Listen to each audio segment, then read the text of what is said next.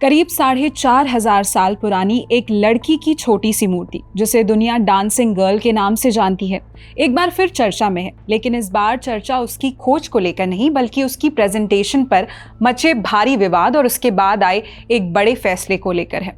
ताज़ा अपडेट ये है कि national council of education research and training यानी NCERT ने इस विवाद पर पूरी तरह से यू टर्न ले लिया है। द इंडियन एक्सप्रेस में 15 जून को रितिका चोपड़ा की खबर NCERT's new art textbook covers up Mohenjodaro's dancing girl छपी। इसके बाद विवाद बढ़ा। शिक्षा मंत्रालय ने इस पर संज्ञान लिया, जिसके तुरंत बाद NCERT ने कक्षा 9 की आर्ट्स की किताब में डांसिंग गर्ल की मूल तस्वीर को वापस बहाल करने का फैसला किया है। NCERT की वेबसाइट पर डिजिटल वर्जन में इसे तुरंत ठीक किया जा रहा है और जिन किताबों की छपाई अभी बची है उनमें भी मूल तस्वीर ही छापी जाएगी। अगले साल से ये बदलाव हार्ड कॉपी में भी पूरी तरह दिखाई देगा। दरअसल विवाद तब शुरू हुआ जब NCERT की नई आर्ट सीरीज की किताबों यानी कक्षा 9 की आर्ट एजुकेशन टेक्स्ट बुक मधुरिमा में डांसिंग गर्ल अपने मूल रूप में नहीं दिखाई दी। नई शिक्षा नीति यानी NEP और नेशनल करिकुलम फ्रेमवर्क यानी NCF के तहत तैयार की गई इस किताब के पहले अध्याय में इस ऐतिहासिक कांस्य प्रतिमा के पूरे धड़ पर काले रंग की शेडिंग कर दी गई थी। ऐसा लग रहा था मानो उसे कपड़े पहनाकर ढक दिया गया हो। ये वो प्रतिमा है जिसे दुनिया पिछले लगभग 100 वर्षों से और स्कूली बच्चे पिछले 25 वर्षों से उसके मूल रूप में देखते आए हैं। जब सरकार और NCERT से इस पर जवाब मांगा गया तो पहले NCERT ने दलील दी कि उन्होंने ऐसा इसलिए किया ताकि छात्र अपनी कल्पना का इस्तेमाल कर सके। लेकिन सूत्रों के मुताबिक शिक्षा मंत्रालय ने सवाल उठाया कि जब कक्षा 6 की सोशल साइंस की किताब में यही तस्वीर अपने मूल रूप में मौजूद है तो कक्षा 9 की किताब में इसके साथ छेड़छाड़ करने का क्या तुक था। इसके बाद ही काउंसिल को अपना फैसला बदलना पड़ा।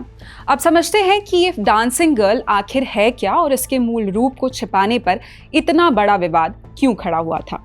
ऊंचाई लगभग 4 इंच यानी महज 11 सेंटीमीटर से भी थोड़ी छोटी, शरीर पर कपड़े नहीं लेकिन हाथों में चूड़ियों की भरमार, एक हाथ बेफिक्री से कूल्हे पर टिका हुआ, दूसरा बगल में लटकता हुआ, सिर थोड़ा पीछे की ओर झुका हुआ है, जैसे उसे इस बात की कोई फिक्र नहीं कि दुनिया उसे किस नज़र से देख रही है। जिन लोगों ने इस प्रतिमा को पहली बार दस्तावेजों में दर्ज किया उन्होंने इसका नाम रखा था डांसिंग गर्ल।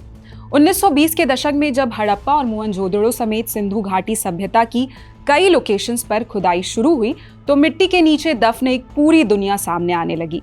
ईंटों से बने शहर, मॉडर्न जल निकासी व्यवस्था, मुहरे, खिलौने, आभूषण और ऐसे तमाम आर्टिफैक्ट्स मिले। इन्होंने इतिहासकारों को हड़प्पा कालीन समाज को समझने का एक नया रास्ता दिया। इन्हीं खोजों में से एक थी ये डांसिंग गर्ल, जिसने आने वाली पीढ़ियों की कल्पनाओं को सबसे ज्यादा आकर्षित किया। लॉस्ट वैक्स तकनीक से ढाली गई इस कांस्य प्रतिमा को 1926 की सर्दियों में ब्रिटिश आर्कियोलॉजिस्ट अर्नेस्ट मैके ने मोहनजोदड़ो की HR यानी हरग्रीव्स क्षेत्र के ब्लॉक 7 से खोजा था। क्रोनोलॉजी में इसे हड़प्पा सभ्यता के मैच्योर फेज यानी लगभग 2600 से 1900 ईसा पूर्व के बीच का माना जाता है। लॉस्ट वैक्स तकनीक मोम से बनी मूर्ति के साँचे का उपयोग करके धातु की खोखली या ठोस मूर्तियां ढालने की एक प्राचीन विधि है, जो ये दर्शाती है कि उस दौर के लोग धातु विज्ञान यानी मेटलर्जी में कितने आगे थे। छोटी सी इस प्रतिमा में बारीकियों का ऐसा संसार समाया है कि आज भी रिसर्चर्स को हैरत में डाल देता है। एक युवा लड़की की स्वतंत्र खड़ी आकृति, छोटे स्तन, संकीर्ण कूल्हे, लंबी टांगे और हाथ और छोटा सा धड़। उसकी बाई कलाई में 24 चूड़ियां सजी हैं, जबकि दाहिनी कलाई में 4, गले में 3 पेंडेंट वाला हार है, बालों को पीछे की ओर घुमावदार जूड़े में बांधा गया है। दाहिनी बांह कोहनी से मुड़कर कूल्हे पर टिकी है, जबकि बायां हाथ नीचे की ओर लटक रहा है। सिर हल्का पीछे झुका हुआ है और पैरों में भी एक हल्का सा मोड़ दिखाई देता है। यही मुद्रा थी जिसने शुरुआती विद्वानों को ये मानने के लिए प्रेरित किया कि शायद ये किसी डांस करने वाली लड़की की प्रतिमा है, और तभी से इतिहास की किताबों में उसका नाम पड़ गया डांसिंग गर्ल।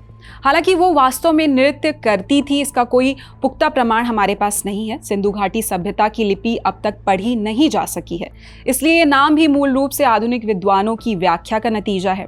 इस विवाद के बीच टेक्स्ट बुक डेवलपमेंट कमेटी के पूर्व प्रमुख और प्रसिद्ध इतिहासकार मिशेल डेनिनो ने बताया था कि इससे पहले कक्षा 6 की किताब के समय भी NCERT ने इसके नग्न होने के कारण इसे विवादास्पद मानते हुए चैप्टर के शुरुआती पन्नों पर रखने पर आपत्ति जताई थी।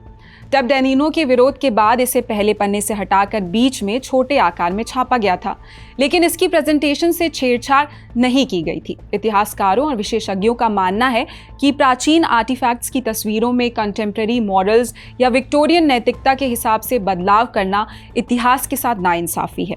ये एक ऐसी नकली आर्टिफैक्ट का निर्माण करता है जिसका अस्तित्व ही नहीं है। मूल प्रतिमा आज भी नई दिल्ली के म्यूजियम में सुरक्षित रखी हुई है। इसी के साथ इस खबर में इतना ही।